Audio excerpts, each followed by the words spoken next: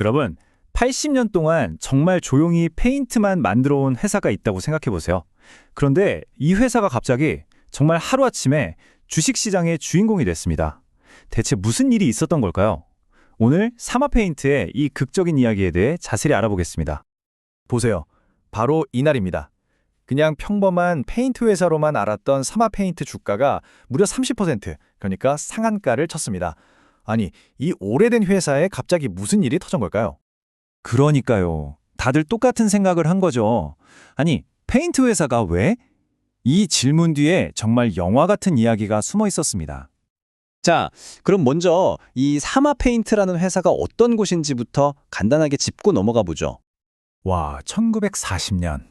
정말 한국 산업의 산증인 같은 회사죠. 근데요, 최근 상황이 썩 좋지는 않았어요. 건설 경기는 안 좋지, 원자재 값은 오르지, 한마디로 좀 힘든 시기를 보내고 있던 그런 회사였습니다. 그런데 말이죠, 이 위기 상황에서 이 미스터리의 첫 번째 실마리가 나타납니다. 바로 경영권 분쟁이었어요. 갑작스러운 권력의 공백이 아주 드라마틱한 싸움에 불을 붙인 거죠. 시간이 정말 없었어요. 2025년 말에 김장현 회장이 갑자기 돌아가시고 바로 다음 달에 따님인 김현정 씨가 지분을 전부 물려받아서 최대 주주가 됩니다. 그리고 2달 뒤에 열리는 주주총회. 이 회사의 운명이 이 주총에 달리게 된 거예요. 자, 이 표를 보시면 상황이 한눈에 들어옵니다. 새로 최대 주주가 된 김현정 대표 측 지분이 약 28% 정도 되고요. 여기에 맞서는 쪽이 공동 창업주 가문인 윤씨 일가 한 20%를 가지고 있어요. 그리고 아주 중요한 변수, 일본계 투자자인 추고쿠 마린페인트가 9%를 쥐고 있습니다. 이른바 캐스팅보트인 거죠.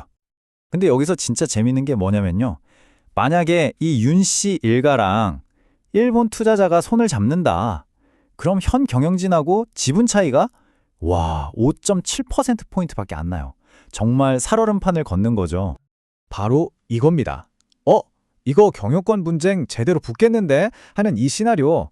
이게 시장의 상상력을 확 자극한 첫 번째 이유였어요. 양쪽에서 지분사 모으기 경쟁이라도 하면 주가는 당연히 오를 테니까요. 근데 드라마가 여기서 끝이 아니에요. 김현정 대표한테는 무려 600억 원에 달할 수 있는 상속세 폭탄이 기다리고 있었거든요. 세금을 내려고 주식을 팔자니 경영권이 위험해지고, 그렇다고 안 팔자니 세금 낼 돈이 없고, 정말 진퇴양난의 상황인 거죠. 과연 이 위기를 어떻게 넘어설까요? 자, 근데요. 단순히 이런 가족 간의 경영권 다툼, 뭐 그런 얘기만으로 주가가 상한가까지 갔을까요? 글쎄요. 뭔가 더 있지 않을까요? 회사가 내놓은 비장의 카드를 한번 보시죠. 사마페인트가 이 위기 속에서 던진 승부수가 바로 이겁니다. 우리는 더 이상 그냥 페인트 회사가 아니다.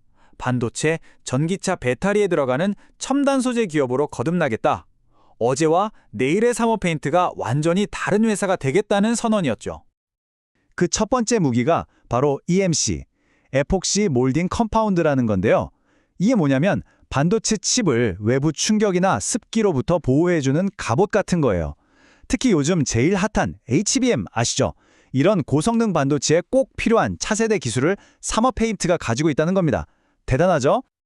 그리고 두 번째는 전해액 첨가제입니다. 이건 또 뭐냐? 바로 전기차 배터리의 수명과 안전성을 확 높여주는 물질이에요. 이걸로 특허까지 받았어요. 그러니까 지금 폭발적으로 크고 있는 전기차 시장의 심장, 그 배터리 기술을 확보한 셈이죠. 물론 우리 이거 할 겁니다. 말만 해서는 믿기 어렵죠. 이게 진짜라는 걸 증명해주는 게 바로 이 회사들과의 동맹입니다. 이름만 들어도 알만한 회사들이죠. 태양광 하면 한화, 반도체는 SK하이닉스랑 삼성, 자동차는 현대차. 대한민국을 대표하는 대기업들이 사마페인트의 기술력을 믿고 같이 일하겠다고 나선 겁니다. 이 정도면 진심이구나 싶죠. 단순한 립서비스가 아니라는 가장 확실한 증거예요. 특히 한화솔루션과의 협력 소식은 정말 결정적이었어요. 이게 그냥 그럴 수도 있다는 추측이 아니라 진짜 신재생 에너지 사업에 뛰어드는구나 하는 확실한 신호탄이었거든요. 시장이 열광한 아주 중요한 이유 중 하나였죠. 자, 그럼 이제 흩어져 있던 퍼즐 조각들을 한번 맞춰볼까요? 이 모든 것들이 합쳐져서 어떤 그림이 만들어지는지 결론을 한번 내려보겠습니다.